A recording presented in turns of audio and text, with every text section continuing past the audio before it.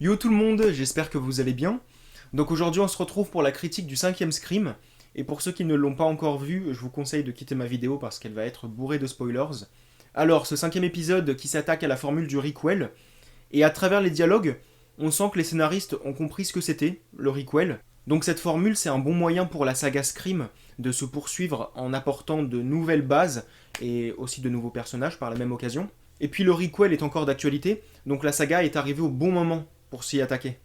Alors Samantha qui est la nouvelle cible principale de Ghostface, et on apprend que c'est la fille de Billy Loomis, donc je trouve que c'est une idée plutôt intéressante pour que la saga reparte sur de nouvelles bases.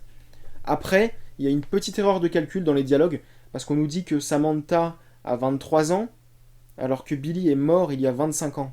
On nous dit que Samantha est partie de chez sa mère à 18 ans, et donc elle revient à Woodsboro 5 ans après. Ils auraient dû dire qu'elle s'était absentée pendant 7 ans. Elle est censée être âgée de 25 ans au minimum. Mais bon, c'est qu'une petite erreur au niveau des dialogues. Mais sinon, j'ai trouvé cet élément sympathique. Samantha, c'est un personnage que je trouve bien introduit, que je trouve intéressant. Elle vit mal le fait d'être la fille de Billy. Elle a même des hallucinations où elle le voit mort, donc ça pourquoi pas. Après, je trouve que les apparitions de Billy étaient un peu moches. Je sais pas si le visage de l'acteur a été retouché parce qu'il a vieilli, mais ça faisait faux. C'était lisse, c'était trop moche. Je trouve que c'était pas très beau à voir. Enfin, il y a juste la dernière apparition qui est bonne, donc dans le reflet d'une bagnole de flic, donc un reflet qui n'était pas très clean, donc du coup ça faisait pas faux, ça faisait pas lisse quoi. Donc c'était un peu flou, c'était sombre, et du coup ça fonctionnait bien. Donc Samantha qui prend des médocs, et là je pense que cette histoire aurait pu aller plus loin. Ça aurait été pas mal si l'un des tueurs lui avait volé ses médocs, et là Samantha elle se mettrait à péter les plombs, elle deviendrait plus instable, sans compter qu'elle s'est tapé des heures de route pour retourner à Woodsboro, donc elle est fatiguée, plus le fait qu'elle soit inquiète par rapport à sa sœur et même par rapport à tout ce qu'il y a autour vu qu'elle est concernée. Ensuite, oui, il faut prendre en compte le stress, la pression, le fait qu'elle soit inquiète, plus la colère, la peur, plus les hallucinations, mais alors là, elle aurait complètement pété un câble.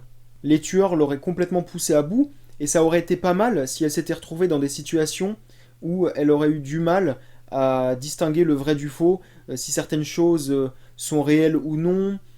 Donc ouais, elle se demanderait si elle n'est pas folle. Oui, on aurait pu en faire un personnage encore plus instable, et on serait parti dans une dimension encore plus psychologique et encore plus sombre. Donc oui, on aurait pu partir sur quelque chose comme ça aurait été nouveau pour la saga, puisqu'après tout, ce cinquième épisode, il est là aussi pour lancer de nouvelles bases, pour apporter de la nouveauté, donc autant aller loin dans les nouvelles idées. Et d'ailleurs, la nouveauté, je trouve qu'il en apporte pas beaucoup finalement, cet épisode. Il a du mal un peu à sortir des codes de la saga. C'est une saga qui s'est un peu renfermée dans ses propres codes, c'est un peu le serpent qui se mord la queue, mais cet épisode reste quand même divertissant. Mais je trouve que oui, on aurait pu partir plus loin par rapport au personnage de Sam. On aurait pu aussi proposer des situations assez nouvelles, puisque même si on a Tara qui survit dans la scène d'ouverture, ce qui est une première pour la saga, je trouve qu'on aurait pu continuer à proposer de nouvelles choses par rapport au schéma auquel on s'est habitué dans la saga. Donc je sais pas, on aurait pu avoir 3 tueurs, parce que là, on a encore 2 tueurs. Je pense qu'il faut arrêter avec ça. Il serait temps de passer un peu au niveau supérieur, donc je sais pas, avoir 3 tueurs, dont un qui se ferait démasquer en cours de route, et puis à la fin on aurait eu les 2 autres tueurs, dont un qui aurait survécu, et qu'on aurait retrouvé dans l'épisode suivant. Qu'est-ce qu'on aurait pu avoir aussi au niveau des courses-poursuites? Ça aurait été bien d'avoir une victime qui se fasse poursuivre par 2 Ghostface. Ça aurait été classe. Ça aurait apporté encore plus de tension, ça aurait été encore plus stressant. Mais bon, peut-être que tout ça, on le verra dans la suite de la saga. Ce serait pas mal. Ça aiderait la saga à sortir de sa zone de confort. Ça rendrait la saga moins routinière, moins répétitive. Et puis bon, ce cinquième épisode, je l'ai quand même trouvé divertissant. Donc Samantha, oui, un personnage que je trouve intéressant et que j'ai hâte de voir, que j'ai hâte de retrouver dans le sixième épisode, que j'ai hâte de voir évoluer. Et puis ouais, dans ce cinquième volet, elle a quand même de bonnes scènes, hein. Donc le moment où elle révèle à Tara qu'elle est la fille de Billy, et puis aussi, qu'est-ce qu'elle a? Ouais, elle a plusieurs bonnes scènes, et même la fin où elle s'acharne sur Richie. Waouh quoi, la violence de la scène quoi. Et justement, Richie, faut que je vous en parle. Moi, je suis déçu. Je l'aimais bien quand il faisait l'innocent. Je le trouvais attachant. il faisait de l'humour, et puis j'aimais bien quand il faisait le gars qui n'était pas du tout cultivé sur l'univers de Stab, et du coup il se mettait à regarder les films pour se préparer. C'était super. Et puis l'acteur, excellent. Donc moi j'adorais le personnage, jusqu'à ce qu'ils en fassent le deuxième Ghostface, et là j'étais vénère. C'est vraiment un mélange de Stu, de Billy, de Mickey, c'est impersonnel. Et puis le jeu de l'acteur, oh là là, c'était surjoué, c'était forcé, ah c'était nul. J'ai pas du tout aimé. Et puis comme par hasard, c'est le petit ami tueur. Ça a déjà été fait. Moi j'aurais préféré qu'il soit vraiment ce qu'il prétendait être au début. Un gars cool, amoureux de Sam, et pas du tout cultivé sur l'univers de Stab. Donc oui, ça aurait été intéressant de le voir dans Scream 6, ça aurait été intéressant de le voir évoluer. Et puis, le petit ami qui survit, ça n'avait jamais été fait. Ça aurait été intéressant, justement. Moi, j'aurais préféré que ce soit Mindy, le deuxième Ghostface. Donc Mindy, c'est un mélange de Randy et de Kirby. Et oui, ça aurait été nouveau de faire de ce genre de personnage un tueur. Et c'est dommage de ne pas l'avoir fait. Mais sinon, ça reste un de mes personnages préférés dans toute la saga. Donc elle a de bonnes scènes, comme par exemple son monologue sur le requel, la scène qu'elle a aussi avec Amber dans le sous-sol, quand elle dit à Amber oui, t'aurais dû me demander de t'accompagner pour chercher des bières, parce qu'il y a un tueur dans les parages, et toi, tu t'aventures toute seule dans le sous-sol, dans le noir. Et puis Amber qui lui dit comment tu sais que c'est pas moi le tueur? Et puis Mindy qui lui dit parce que c'est moi le tueur. En bref, c'est... Ouais, elle a de bonnes scènes. Moi, j'ai bien aimé. Même aussi le passage où elle regarde Stab et il y a Ghostface qui arrive derrière. Donc oui, ça fait écho à la scène de Randy dans le premier Scream qui regardait justement un film d'horreur avec Ghostface qui arrive derrière. C'était cool. Et puis oui, donc elle regarde Stab avec justement Ghostface qui arrive derrière elle. Et c'est comme dans la scène qu'elle est en train de regarder.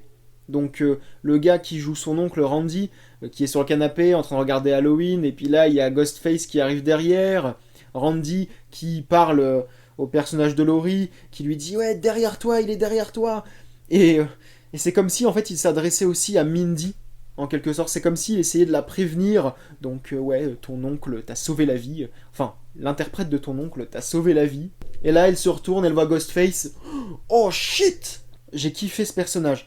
Après, je trouve qu'elle méritait plus de temps à l'écran. Par exemple, quand Amber se dévoile en tant que tueuse, j'aurais aimé voir la réaction de Mindy. Mais à ce moment-là, elle était inconsciente. Et c'est dommage, parce qu'après la scène qu'elle a eue avec Amber dans le sous-sol, moi j'aurais aimé voir une réaction de la part de Mindy. Je pense même qu'elle lui aurait lâché une punchline, ou je sais pas, enfin elle aurait sorti une bonne réplique, je pense. Et aussi, je trouve ça dommage qu'on ait coupé la scène où elle est devant chez Wes et Judy après leur mort. Donc Samantha qui dit à Mindy mais qu'est-ce que tu fais là? Et puis Mindy qui lui dit toi, qu'est-ce que tu fais là? Et ouais, ça aurait été pas mal de garder cette scène-là. Bon, vous me direz, c'est pas une scène de ouf, mais au moins, Mindy aurait eu plus de temps à l'écran. Surtout que c'est pas une scène qui aurait plombé le rythme du film. Et d'ailleurs, ce que j'ai bien aimé aussi dans cette scène coupée, c'est quand Sam dit à Mindy je croyais que le tueur en avait rien à foutre des personnages qui venaient des suites sans intérêt. Et Mindy qui dit ouais je me suis trompé. Parce que justement, un peu plus tôt, il y a Wes qui dit à Mindy oui mais ma mère, elle est peut-être en danger. Et Mindy elle lui dit non mais ta mère elle est arrivée dans l'une des suites du premier film. Donc le tueur en a rien à foutre des suites sans intérêt justement. Donc ouais, Mindy fait partie des personnages qui ont eu les meilleures scènes dans cet épisode. Mais je continue à penser que ça aurait été mieux qu'elle soit l'un des deux Ghostface. Donc Amber, alors là c'était prévisible. Dès le début, dès la scène d'ouverture, j'ai tout de suite deviné que c'était elle. Mais l'actrice était très bonne. Elle s'en sortait super bien.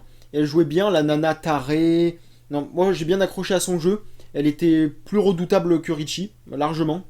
Mais comme par hasard, la fête où se déroule le dernier acte, c'est chez l'un des deux tueurs, exactement comme dans le premier film. Et le deuxième tueur, c'est le petit ami de l'héroïne, comme dans le premier épisode. Et je trouve que justement, l'un des problèmes de ce 5e Scream, c'est le fait qu'il ait du mal à s'émanciper du premier. Le requel est censé démarrer du premier film, mais il n'est pas censé le copier. Je trouve que Scream 5, il se rattache un petit peu trop par moment au premier film, et ça c'est un petit peu dommage. C'est comme Sydney qui reçoit un coup de couteau dans le bide, bah c'est comme dans le quatrième film. Gale, pareil, elle se prend une balle dans l'abdomen, c'est comme dans le deuxième. Donc ouais, ça tourne un peu en rond, quoi. C'est du déjà vu. Et puis les motivations des tueurs, je les ai trouvées très minces. Et c'est encore plus mince quand on repense à l'épisode précédent, où les motivations de Jill, elles étaient puissantes. Même aujourd'hui, ça fonctionnerait encore. Mais bon, les motivations des tueurs dans le cinquième ne sont pas non plus mauvaises. Mais c'est juste que pour un scream, c'est très light, quoi. C'est quand même très léger. Mais pour un slasher lambda, ça m'aurait moins dérangé. Bref, donc pour revenir à Amber, une très bonne tueuse. Elle est démoniaque, la meuf. Et le moment où elle montre à tout le monde que c'est elle, la tueuse, je l'ai trouvé excellent. Ça se fait d'une manière tellement brutale que j'étais même sous le choc. Quand elle, se, quand elle sort son flingue et qu'elle bute Liv, waouh, ah franchement c'est excellent. Donc même si c'était prévisible que ce soit elle, la tueuse, et bah le moment où elle s'affiche, eh bien je l'ai trouvé excellent. Et puis elle a bien trompé Tara en se faisant passer pour la meilleure amie protectrice. C'était bien joué. Après, je trouve qu'on n'en voyait pas assez, justement. Et finalement, c'est plutôt anecdotique. Et c'est l'un des problèmes de cet épisode, c'est qu'il y a pas mal de personnages qui manquent de temps de présence. Ils méritaient plus de temps à l'écran, et je trouve que pour une bande de jeunes, elle n'est pas très consistante par rapport à celle des autres épisodes. Ça aurait été bien qu'ils aient plus de scènes entre eux. Ça a manqué de scènes intimes, d'authenticité, de complicité. J'ai pas eu l'impression de voir un groupe d'amis soudés. Et c'est assez frustrant parce que les acteurs, eux, ça se voyait qu'ils étaient soudés. Il y avait un lien fort entre eux, parce que j'avais vu des photos d'eux au bord de la mer, et moi je pensais que ces photos-là, elles étaient dans le film. Et en fait, bah non, pas du tout. Donc je me dis, putain, c'est dommage de montrer autant de complicité entre les acteurs et de pas le montrer entre les personnages. Déjà, Tara, j'ai pas eu l'impression qu'elle faisait partie du groupe d'amis. Elle partage aucune scène avec ses amis. Bon, on voit ses amis avec elle dans sa chambre d'hôpital, mais ça c'est au moment où Samantha arrive dans la chambre. Et puis après, tous les jeunes ils s'en vont, mais on les voit pas parler avec Tara. Il y a juste Amber qui échange quelques mots avec elle, et vers la fin aussi, vite fait. Mais sinon, Tara ne partage aucune scène avec eux. Et d'ailleurs, j'adore le personnage de Tara. C'est aussi un de mes persos préférés de la saga. Donc je la trouve attachante, j'aime bien sa personnalité. Et puis l'actrice Jenna Ortega, elle est juste excellente. C'est pour moi la nouvelle Scream Queen, tout simplement. Donc ouais, au niveau des jeunes de ce film, à part Samantha, Richie et Tara, les autres, ils ont pas un super développement. Enfin, surtout qu'en plus, la saga Scream, c'est pas que une saga méta, c'est pas qu'une histoire de meurtre, etc. C'est aussi une histoire de personnages. Il faut que les personnages soient un minimum consistants, il faut qu'ils aient quand même un temps de présence assez satisfaisant. Il y a qui d'autre aussi qui aurait pu avoir plus de temps à l'écran? Wes, donc on apprend qu'il était amoureux de Tara, on nous le dit vite fait, mais on ne le voit pas. Moi je pense que ça aurait été bien qu'on le voit, histoire de rendre le personnage peut-être un peu plus attachant. Alors vous me direz, c'est pas ouf, un personnage qui est amoureux d'un autre, mais je m'en fous. On aurait dû le voir. Mais au moins, Wes aura eu une très bonne scène avant de mourir. Donc riche en tension. Et ouais, à plusieurs reprises, on nous faisait croire qu'il allait tomber sur Ghostface, et en fait non.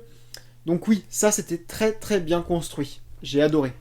Ensuite, on a Chad. Alors lui, j'en ai strictement rien à foutre. Je trouve que c'est un personnage insipide qui aurait dû crever.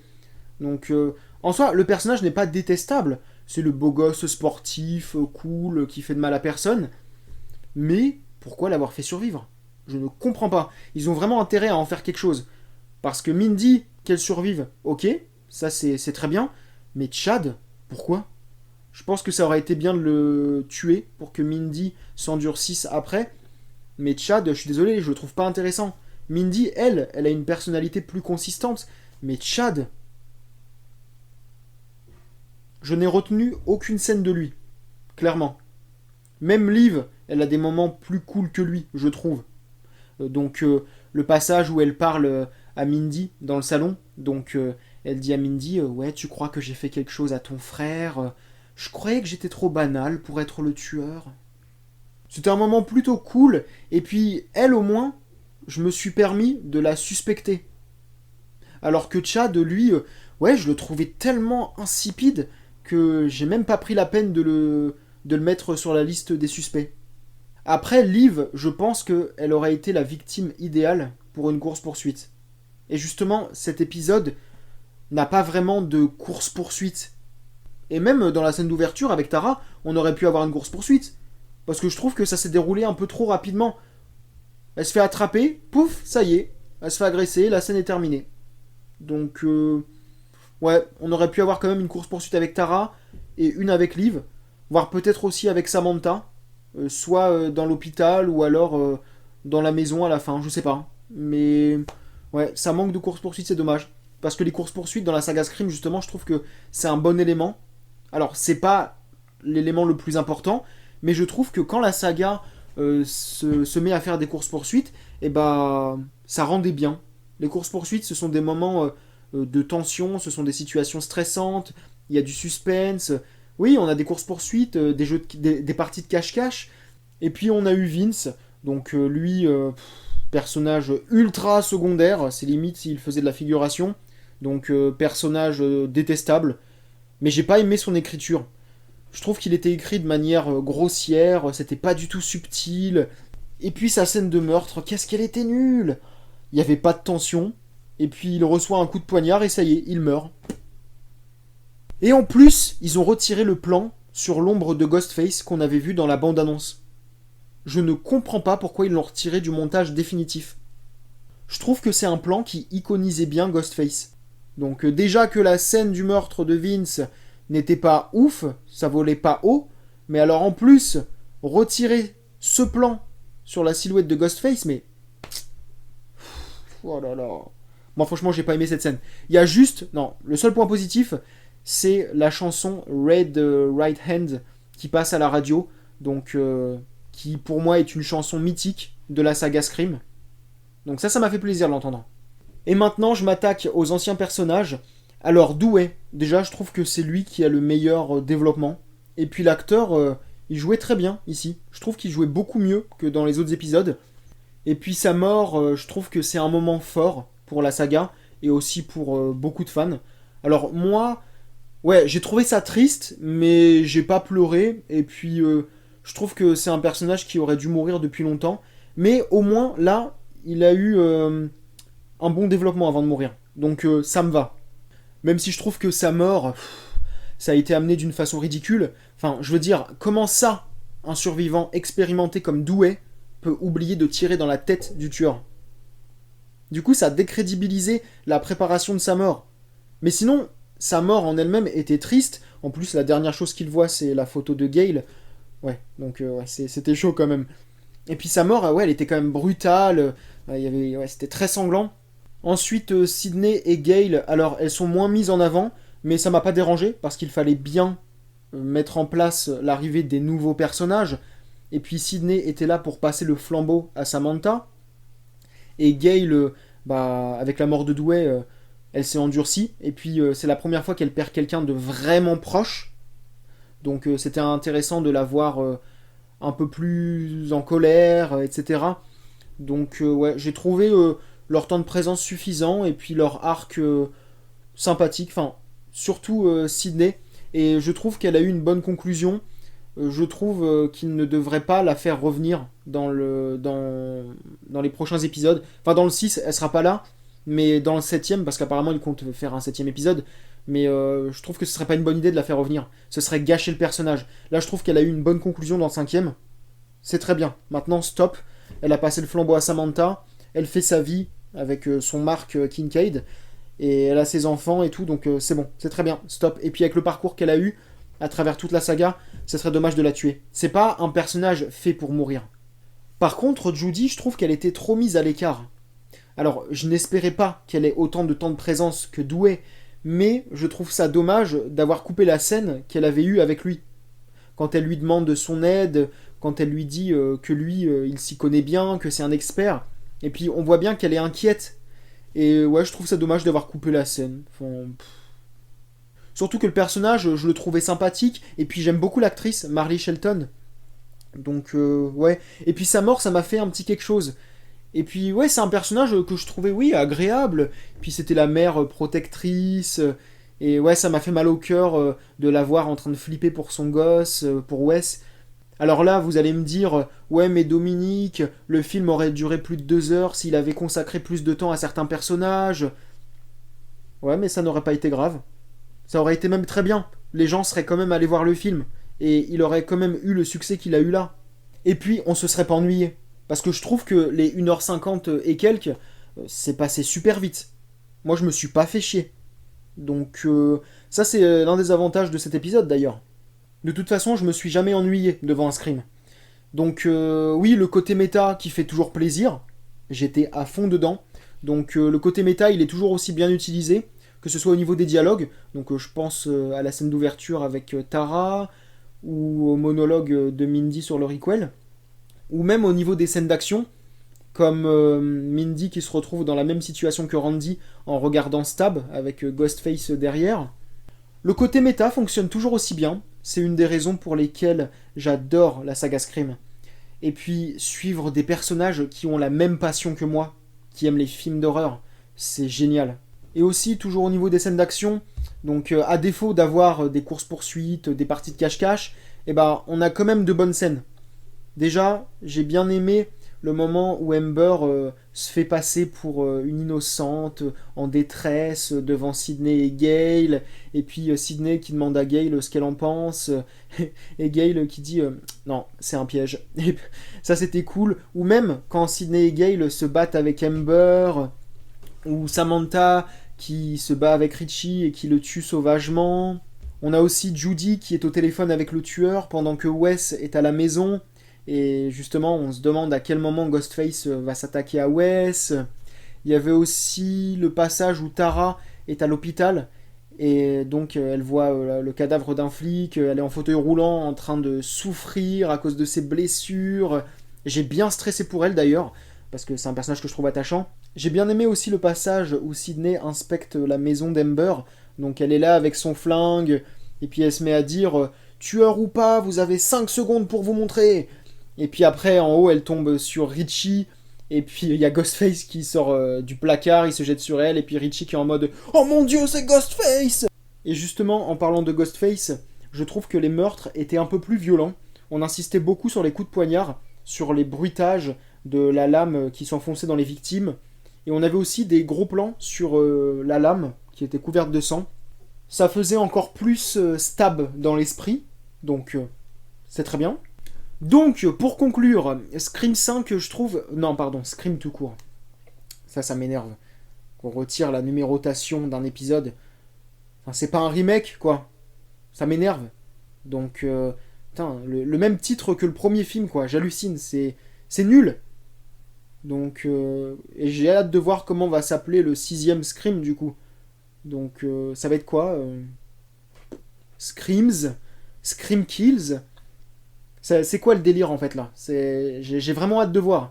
Bref, donc ouais, ce 5ème Scream, moi je l'ai trouvé divertissant. Je peux le revoir et le revoir. De toute façon, je l'ai quand même vu 4 fois. Donc la première fois c'était pour la découverte au cinéma. Ensuite, je l'ai revu avec le Blu-ray pour vous faire la critique. Donc c'était au mois de juin, mais j'ai eu la flemme de la faire. Et puis je l'ai revu peu de temps après pour le plaisir. Et puis là, je l'ai revu pour vous faire la critique, histoire que je cerne encore plus le film, que je n'oublie rien d'important à dire. Donc voilà. Donc ouais, film divertissant. En tant que Scream, bon, encore une fois, c'est un peu léger, je trouve. Mais en tant que slasher lambda, je trouve le film très bon. Voilà. Et j'ai hâte de voir la suite. Hâte de retrouver Mindy et Tara. Et Samantha aussi. Gale, pourquoi pas. Et surtout Kirby. Parce que c'était un de mes personnages préférés dans Scream 4 et un de mes personnages préférés dans toute la saga. Donc j'ai hâte de voir ce qu'ils vont en faire. Et ce serait pas mal finalement d'avoir une interview entre Gale et Kirby. Ça pourrait être classe. Et des scènes entre Kirby et Mindy, parce qu'elles elles se ressemblent un peu. Surtout que du coup, il y a 10 ans qui les séparent, il y a un décalage générationnel qui pourrait être très intéressant à suivre. Et puis j'aime bien, ce sont deux femmes décontractées, cool et tout. Donc ouais, je pense qu'on pourrait avoir un bon duo. Et puis j'aimerais bien qu'on rencontre la mère de Samantha et Tara. Donc elle pourrait nous raconter quelques trucs dans la relation qu'elle avait eue avec Billy. Donc ouais, ça pourrait être intéressant. Donc je pense qu'il y a de quoi faire. Donc n'hésitez pas à me dire ce que vous avez pensé de ce cinquième Scream. Et puis je vous remercie d'avoir accordé du temps à ma vidéo. Et puis on se retrouve bientôt. Salut!